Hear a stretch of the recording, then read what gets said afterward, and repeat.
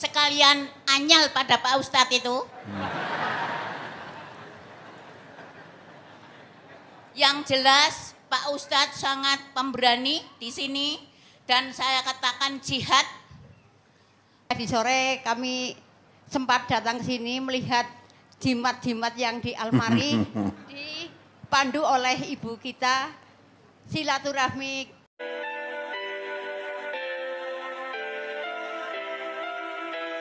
Assalamualaikum warahmatullahi wabarakatuh. Waalaikumsalam warahmatullahi wabarakatuh. Saya pertama mengeluarkan isi hati dulu, Ustadz. Dari mana diperkenalkan Ibu? Pertama kali saya penasaran. Ibu, mohon diperkenalkan. Oh iya. Nama saya Ibu Eni dari Cilacap. Mengeluarkan Tapi maaf, hati. bukan api, Pak. Dari Cilacap, Nusa Kambangan. Oh ya. Dekat Nusa Kambangan, tapi bukan api. Pertama saya sangat penasaran sekali lewat kajian, lewat radio MTA yang begitu menyentuh hati dan membuka mata sekalian anyal pada Pak Ustadz itu. Yang jelas Pak Ustadz sangat pemberani di sini dan saya katakan jihad ngungkuli serdadu. Karena saya baru kali ini Pak Ustadz mendengarkan Ustadz yang nantang-nantang dukun, minta disantet, itu jarang sekali. Bahkan saya pun takut itu. Sehingga waktu ada pengajian umum silaturahmi di Purwokerto tanggal 2 bulan 6, saya penasaran, saya berangkat dengan rekan-rekan kami 1 bis, 2 bis. Saya pengen tahu itu wajah Pak Ustadz Sukino sampai lari-lari. Ibu nggak ada TV di rumah? Ada. Lah lihat tiap hari lihat TV itu udah. Tapi kan tidak marem. Seperti hari ini juga saya datang Ustadz, 1 bis rombongan berangkat dari kemarin jam 6 pagi. Terus nginep takut di sini teklok. Maksudnya di sini nanti ngantuk semua rugi. Iya. Jadi saya nginep. Terus ternyata terperangah hati saya setelah datang di tempat ini. Maknyes itu yang katanya tempat ini itu didanai oleh mbahnya setan. Ternyata saya tidak takut.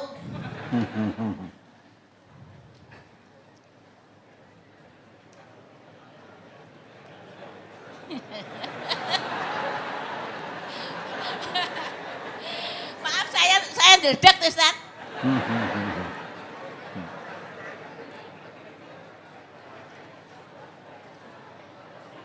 Mudah-mudahan Pak Ustadz panjang umur. Amin, amin, amin. Sampai seantero dunia yang kaum muslimin, terutama khususnya untuk Indonesia yang sebagian besar itu muslimin, itu mendengarkan kajian Ustadz Sukino. Ya, yang mendengar malah mendemo ya. Enggak, nanti kalau benar-benar sudah masuk di dalam hati seperti saya Pak. Ya syukur Ibu. Kepingin kesini terus. Dan saya tadi saya mendoakan Pak Sukino ya, supaya panjang umur, karena saya ketemu Pak Sukino udah tua. Andai kata kemarin dulu saya sudah mengerti MTA, mungkin akan ikut menjelaskan, berani menjelaskan. Kalau sekarang saya belum, karena memang belum sepandai Ustadz Sukino. Yang saya lihat ustadz-ustadz yang ada di daerah kami, ketoke mandanisin mundur. Maksudnya menerangkannya itu tidak begitu belak-belakan. Masih takut-takut.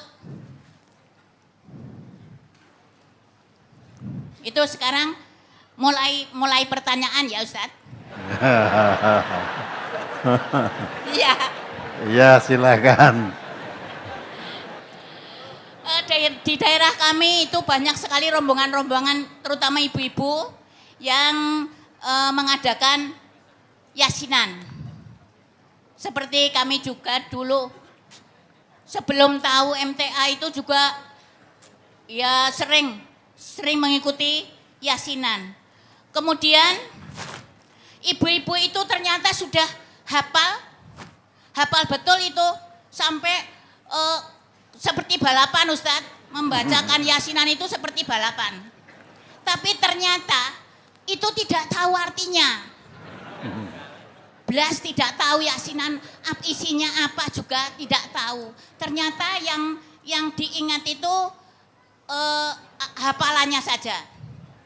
Kemudian pernah saya tanyakan kepada yang memimpin yasinan itu, Mbok sekali-kali dijelaskan artinya, nanti kan agak pinter.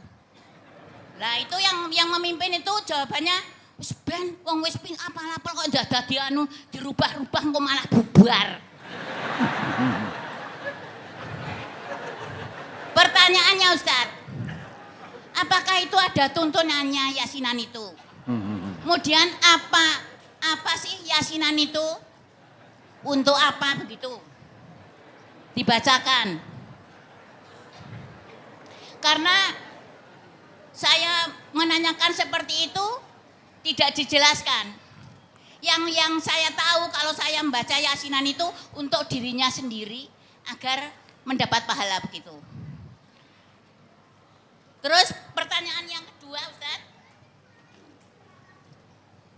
Dalam peringatan hari-hari besar Mauludan, Rajaban itu mesti diisi oleh pengajian dan diisi oleh ustadz.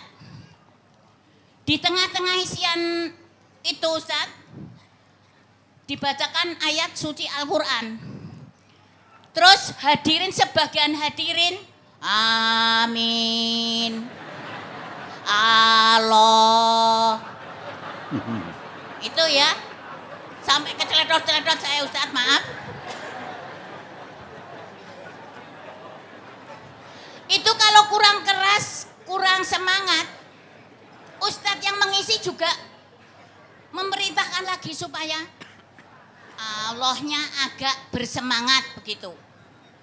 Padahal setelah mengaji saya tahu dalam surat Al-A'raf 204, apabila dibacakan Al-Quran, dengarkan baik-baik dan perhatikan dengan tenang agar kamu mendapat rahmat.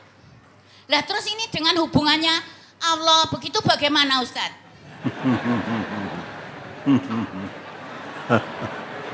Nyatanya tidak dilarang oleh Ustadz yang mengisi kajian itu. Ya. Kelihatannya saya mau tanya yang ke Ustadz itu, ya nggak berani wong Ustadz lebih pinter. Pertanyaannya Ustadz, kalau saya sudah mengaji jadi saya diam. Tapi sebetulnya hati saya tanda tanya, kok orang dilarang ya? Saya mau melarang kok nggak berani ya? Karena bukan Ustadz Sukino. Yang ketiga Ustadz, banyak orang tua yang membanggakan anak-anaknya, yang nantinya akan mendoakan dia menjadi anak yang soleh. Padahal kalau saya lihat bahwa anak-anak mereka itu jarang yang sholat. Apa itu juga termasuk anak yang soleh Ustadz? Sedangkan orang tua itu kebanyakan tidak berani untuk menegur anaknya mengapa tidak sholat. Apalagi mengatakan anaknya kafir. Babar pisan itu nggak berani. Karena anaknya wis dadi wong ceritane.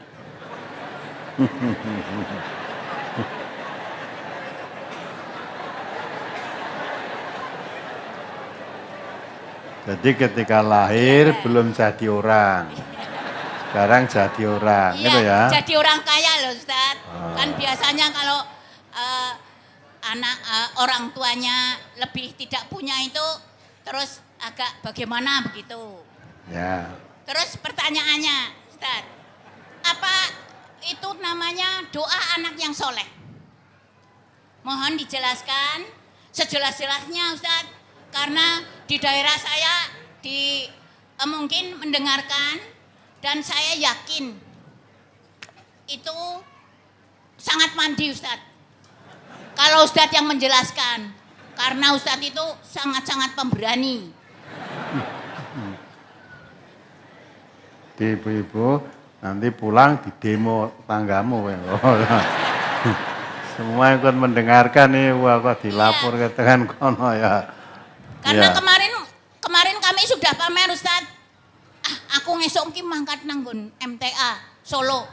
Kowe ngrungokna ya, dirungokna kupinge.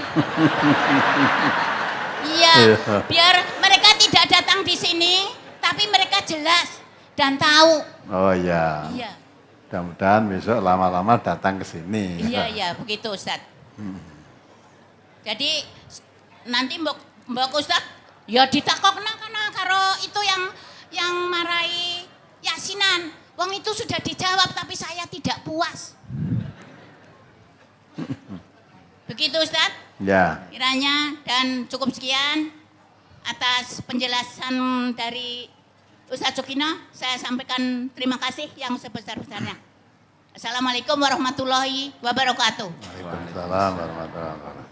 Ya ini Ibu Eni dari Cilacap. Ini nyambung dari nomor 10, Pak. Nggih. Dari mana? Dari Nusa Kambangan Cilacap. Oh sama Kang Cilacap. Ya, sari genepi. Nun sewu, kami mengambil kesempatan karena kami sangat jauh. Alangkah kurang afdolnya pertanyaan kami. Tadi sore kami sempat datang ke sini melihat jimat-jimat yang di almari dipandu oleh ibu kita, silaturahmi di Karangulas menjadi saudara kita Ibu Nani, ditunjukkan jimat-jimat, tapi di situ kami lihat, kalau tidak salah lihat, di situ ada perlengkapan sholat, maksud kami mukena. Kok dimasukkan dalam jimat-jimat itu, kaitannya seperti apa? Apa mukena itu dipundi-pundi atau sebagai jimat? Mohon penjelasan yang selanjutnya. Mohon maaf, setelah pengajian ini kami mohon pamit satu rombongan. Nanti setelah selesai Pak, maksud saya nggih. Sekian, billahi taufiq wal hidayah. Wassalamualaikum warahmatullahi wabarakatuh. Mohon maaf Ibu, nama Ibu?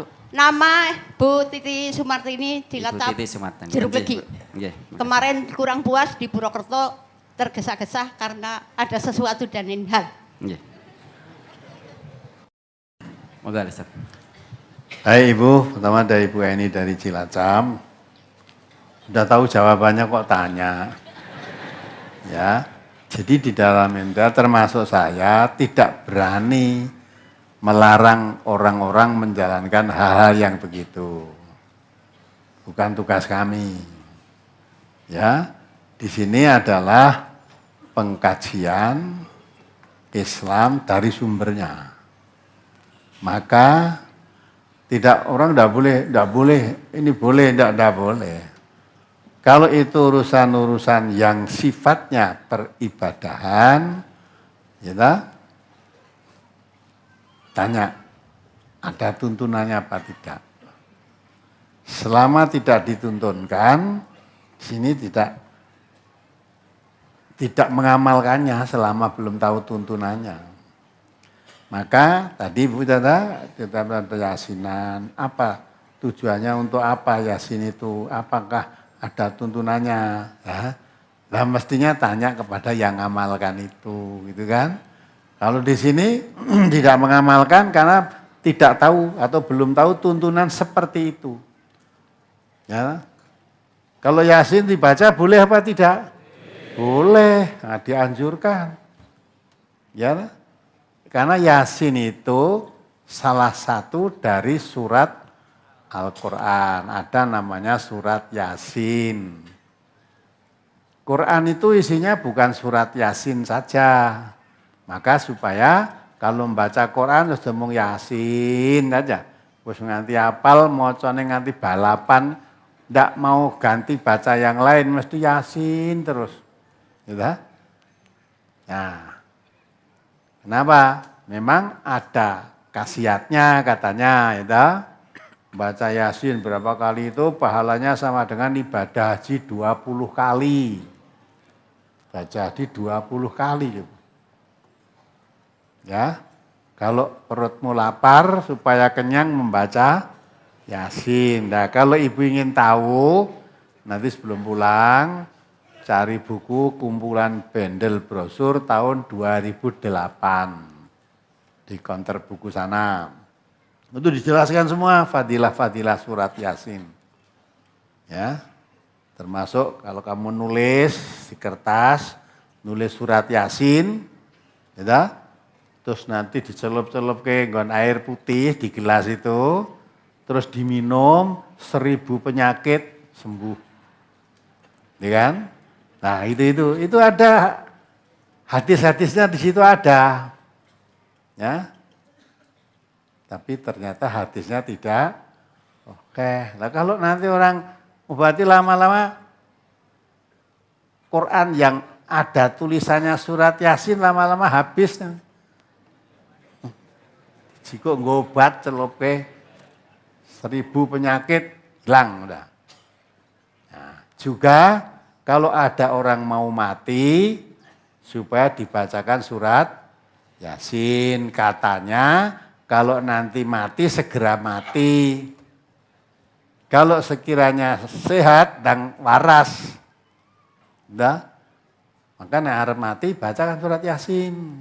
Itu di dalam bendel brosur 2008 sudah dijelaskan juga di situ. Kalau di MTA ini yang diajarkan menunggu orang sakaratul maut bukan membaca Yasin, tapi bacalah apa? Tahlil. Jadi kalau di MTA itu mengajarkan menurut hadis Nabi, orang dibacakan tahlil itu ketika akan mati. Bukan sesudah mati, ketika akan mati. Nabi kita mengatakan, lakinu mautakum bila ilaha illallah. Bacakan orang yang entah mati di antara kamu dengan baca la ilaha illallah. La ilaha illallah itu tahlil. Nah, dari kalimat tahlil itu la ilaha illallah itu namanya tahlil. Itu dibacakan kepada orang yang akan mati. Karena Nabi kita mengatakan mangkana fi akhiri kalamid la ilaha illallah dakhalal jannah. Siapa yang akhir hayatnya, akhir hidupnya itu membaca la ilaha illallah terus mati, dia masuk surga. Maka ini orang ini sudah sakaratul maut. Ya, diharapkan kalau dia nanti bisa dituntun membaca la ilaha illallah terus mati, ya dia masuk surga. Gitu kan? Tuntunannya Nabi seperti itu. Nah, hadis yang menerangkan, hadis yang sahih ketika ada orang mati suruh membacakan Yasin, itu saya belum tahu. Yang saya ketahui hadisnya itu tidak sahih. Ya. Padahal menurut Surat Al-Ahzab ayat 36, coba dibaca. Surat Al-Ahzab ayat 36.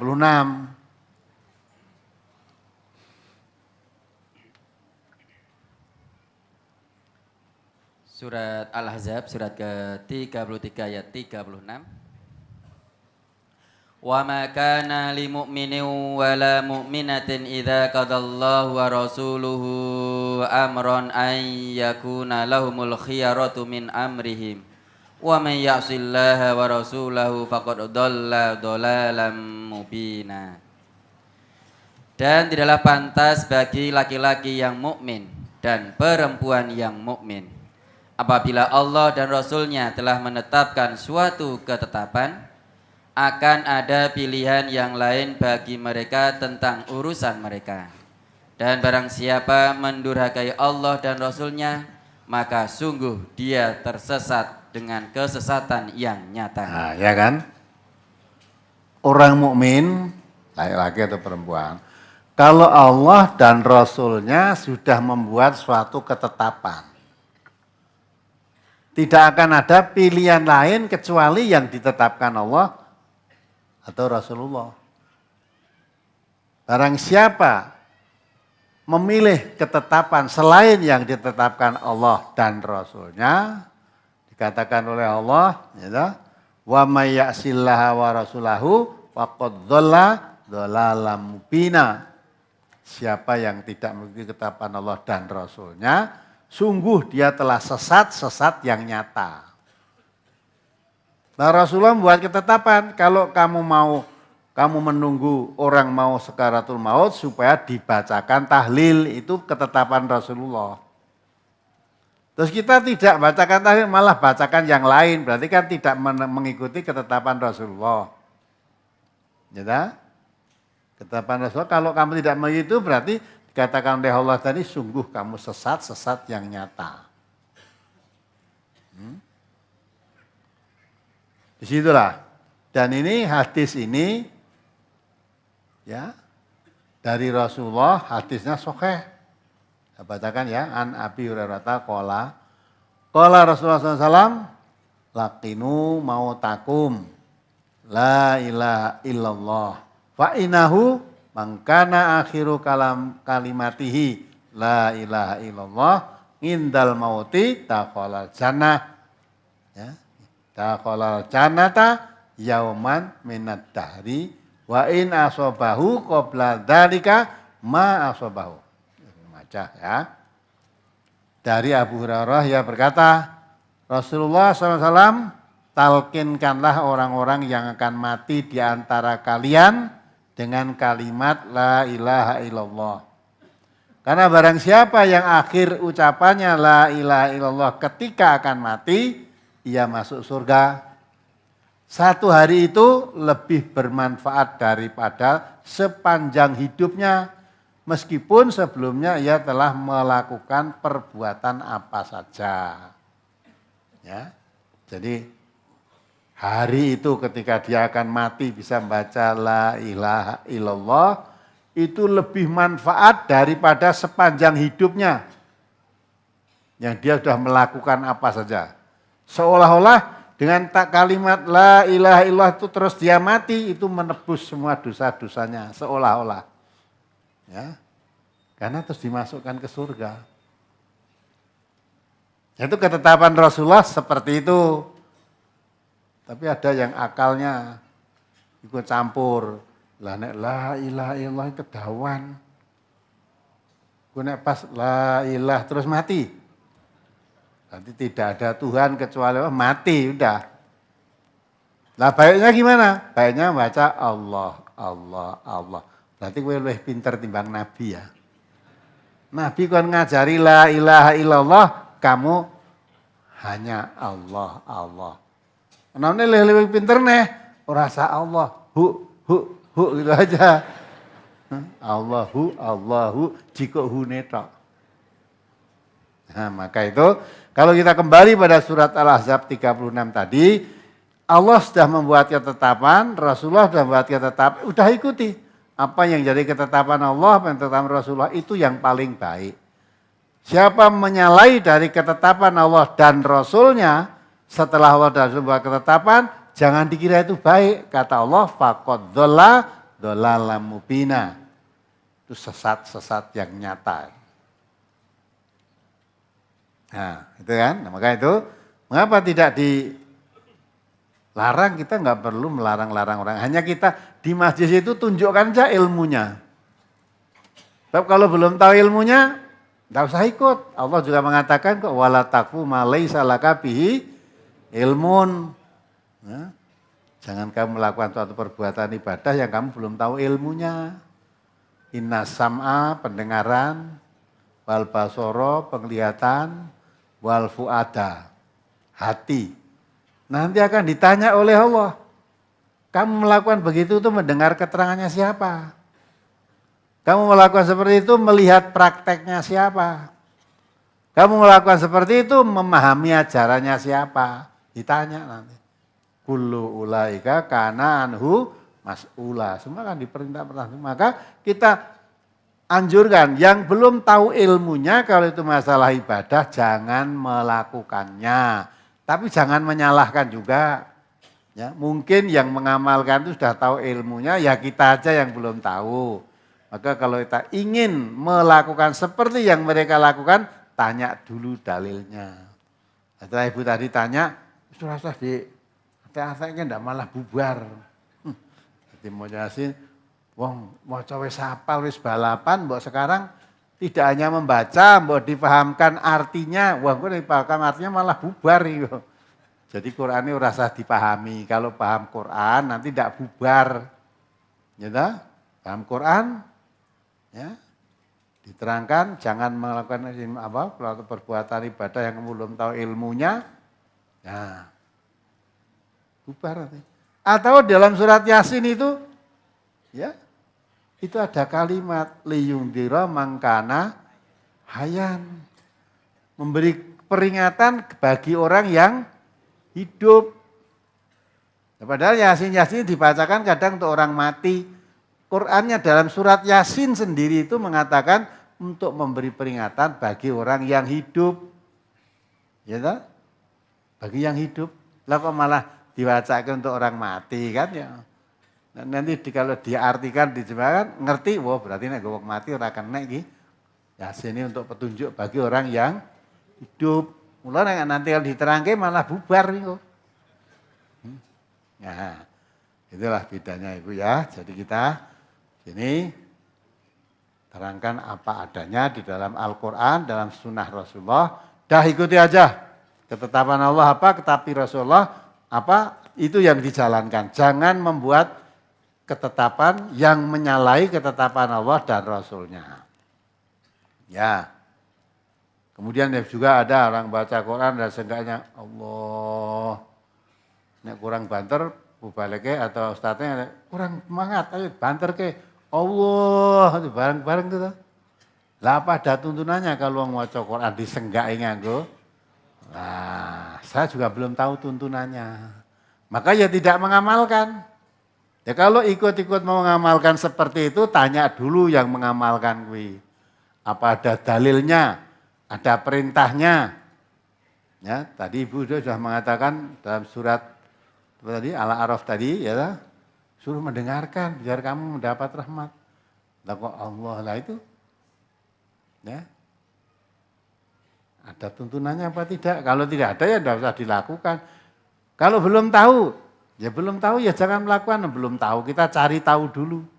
Kalau sudah tahu dalilnya, oh ternyata ada tuntunannya, silakan, berarti ada tuntunannya.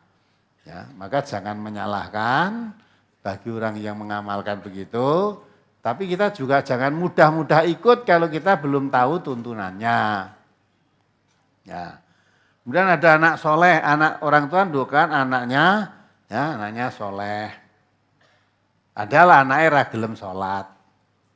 Lah itu nanti kalau anaknya tidak sholat, doakan untuk orang tuanya, apa diterima oleh Allah. Lah wong dia sendiri aja tidak sholat, dia kafir, bagaimana mendoakan orang tuanya? Tentu tidak akan mendoakan. Ya, paling kalau dia mendoakan ikut umumnya orang itu, terus memanggil santri-santri kon ndongake wong tuane kuwi mau. Dongakno bapakku sing wis mati. Ya. Lah kowe dhewe ora ndonga, aku ora salat kok kon ndonga. Gitu. Mula nyambat kon ndongake tadi.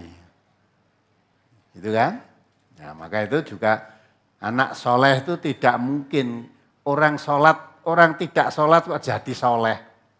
Gitu? Jadi anak yang soleh atau orang yang soleh itu orang yang tunduk, patuh, taat kepada Allah. Jadi hamba Allah, ibadihi sholihin, hamba Allah yang soleh itu hamba Allah yang tunduk, patuh dengan ketetapan-ketetapan, aturan-aturan yang ditetapkan oleh Allah maupun Rasulullah SAW. Maka di hadis itu waladun solih. Yang mendoakan orang tua itu anak yang soleh. Lah kalau anak sholat saja tidak, bagaimana dia mendoakan orang tuanya? Ya, lalu orang tua malah nyegurannya sholat takut. Karena anak wis dadi wong. Dulu cek wedhus saiki wis wong. Gitu lah. dadi wong. Nah itulah, kalau sudah begitu orang tua takut dengan anak karena kaya, nek tak tegur engko dek nesu, tuh orang enehi duit, orang enehi pangan dan sebagainya. Nah akhirnya orang tuanya nurut apa yang diperintahkan oleh anaknya. Nah itulah, kalau sudah begitu tuh tanda gejala-gejala kan datangnya kehancuran kiamat. Kata Nabi, tanda-tanda kehancuran umat itu apabila budak melahirkan tuanya. Jadi budak melahirkan tuanya. Yang melahirkan tadi memposisikan dirinya sebagai budak, yang dilahirkan menjadi tuan. Yang dilahirkan kan anak.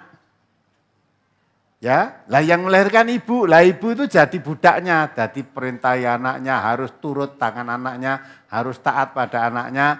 Nah, anaknya tidak nurut pada ibunya, wong ibunya jadi budaknya. Karena anaknya jadi wong sugih mau. Nah, kalau udah begitu, itu alamat kehancuran dalam rumah tangga itu. Maka tanda-tanda kiamat kata Nabi kalau sudah ada budak melahirkan tuannya.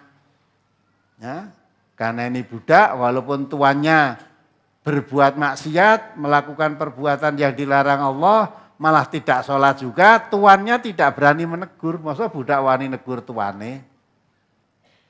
Ya, maka orang tua itu di dalam Islam, sekalipun orang tuanya di dalam materi itu melarat, ya, anaknya jadi kaya, punya kedudukan tinggi, jadi presiden di sana. Ya.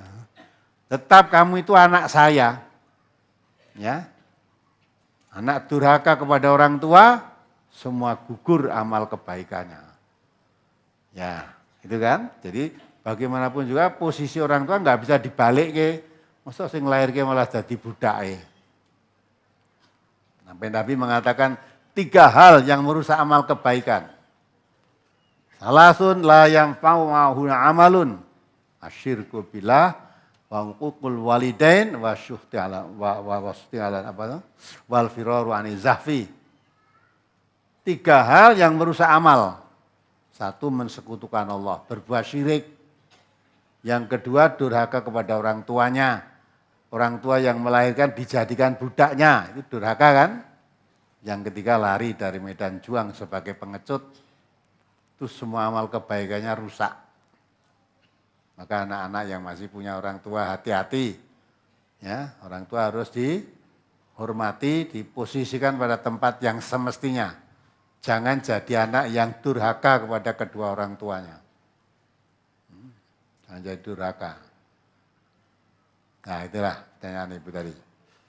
Kemudian di jimat itu ada mukena, ruko dan itu memang itu yang ditaruh di situ tuh semua jimat.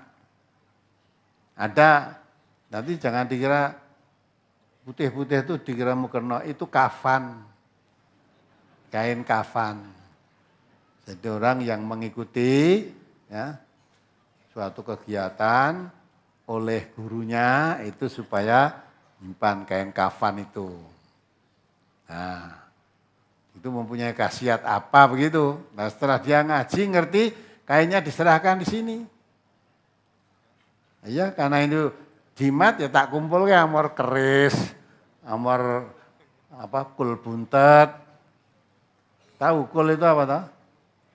Kul itu keong sawah itu loh. Tapi ini buntet. Tidak ada dagingnya, ya. Mula terus dadi jimat. Mulke Kiai Nogososro, ya. Jadi sini ada Kiai Nogososro, ada Kiai Tani, barang ada itu. Komplit. Mula nek ngaji aja nyang Kiai Nogososro, Kiai Tani ora enek. Ya ta? Nah. Itulah itu ya. Jadi tidak ada apa itu yang dikumpulkan di situ bukan kok mukena. Ya kalau memang itu dijadikan jimat ya memang itu jimat ya kumpulkan di situ. Di situ ada tulisannya kan. Jimat penyesat umat. Jadi kalau mempercayai yang di sana itu ada kekuatan-kekuatan gaib, ada karomahnya, ada itu ya perbuatan syirik. Maka mempercayai itu jadi sesat. Ya toh? Nah, orang-orang sampai sekarang mengaku ibu tadi kok tentang dukun, wani disantet. Tapi sekarang memang sejak kecil kita sudah ditanamkan, ditakut-takuti dengan santet. Ditakut-takuti dengan wong pinter. Dan yang diarani wong pinter itu siapa? Dukun. Mbah Margo Neraka itu loh. Ya, loh Margo Neraka kok dipilih malah disenengi. Margo Neraka coba. Margo i dalan, neraka ya. Jadi dalane yang neraka. Ya. Maka sampai sekarang kan nggak ada tuh yang bisa nyantet saya. Memang santet mengenai orang itu tidak ada. Saya begini itu mulai semua jangan takut disantet orang. Ora iso. Jadi orang bisa nyakiti orang dari jarak jauh. Terus disakiti leboni linggis gegere. Apa leboni telake kene leboni dom bundel apa paku idep bohong itu. Ya, bohong. Nah, aku malah iso ngeleboni telak paku idep iso. Nah, itu dari jauh itu ndak bisa, itu mesti bohong. Nah, nek kondo iso aku dadekke tumbal gelem. Ayo santetan kok ngendi. Saya mau. Tapi ora iso, memang ora eneng ngono kuwi ndak ada. Kalau kita mau berpikir, kalau orang Indonesia itu pinter tukang santet ora dijajah nganti 350 tahun. Ya 350 tahun dijajah Belanda, Inggris, Jepang, ya itu. Mbok itu disanteti jenderal-jenderal kuwi. Gitu. Kita rasa tentara kumpul kae dukun-dukun santet kuwi. Ha iki santetan jenderal Jepang, jenderal Belanda, jenderal Inggris wis mlebu pada mlebu Indonesia santet kabeh. Kan? Ya dah? Tadi ora iso apa-apa kok. Kenapa tidak dimanfaatkan itu? Nah, mulai bohong-bohongan. Selama bangsa kita mempercayai yang begitu-begitu, bangsa itu akan tetap terbelakang. Bodoh. Belakang. Habis ya wong, eneng wit gede padha wit gede payune ya larang, negor ya wedi kok jare adek sing tunggu. Enggak. Malah ada di daerah Mbaseng Sukoharjo itu ada lele kolam isine lele, ya rawani jiko. Akhirnya enek sing kendel dijiko ya ora entuk, dianu diracun. Mati kabeh. Bareng mati arep mangan ya rawani. Terus adakan upacara penguburan. Nah, itu masa begitu kan ya. Manusia itu diciptakan oleh Allah menjadi khalifah di bumi ini. Semua yang ada ini diserahkan oleh Allah untuk manusia, diatur. Wa khalaqalakum ma fil ardi jami'an. Aku ciptakan untuk kamu semua yang ada di bumi, kamu atur. Lah kok malah takut karo lele, takut karo pohon. Ya. Nah, begitu itu kan. Sing ngajari siapa gitu kok iso dari takut. Ngerti pun tidak sudah takut. Ya ta, wedi gendruwo barang pira. Di tempat bapak-bapak ibu ya ning gendruwo ada ta? Ada apa enggak? Nah, ini cerita turun temurun. Ya. Gendruwo barang eneng. Pokoknya sekarang metu TV wi malah neng pocongan bisa mencolot-mencolot. Nah gitu kok ya ditakuti. Maka dengan ngaji Al-Quran ini semuanya harus dihilangkan dari keyakinan kita adanya itu. Jadi sesuatu yang tidak ada jangan diada-adakan. Mulai itu kan gaib, kalau gaib mengapa kamu tahu? Yang tahu kuncinya yang gaib itu hanya Allah. Kalau Allah tidak memberitahu kok kamu tahu? Nah itu kan. Ya mudah-mudahan bisa dipahami.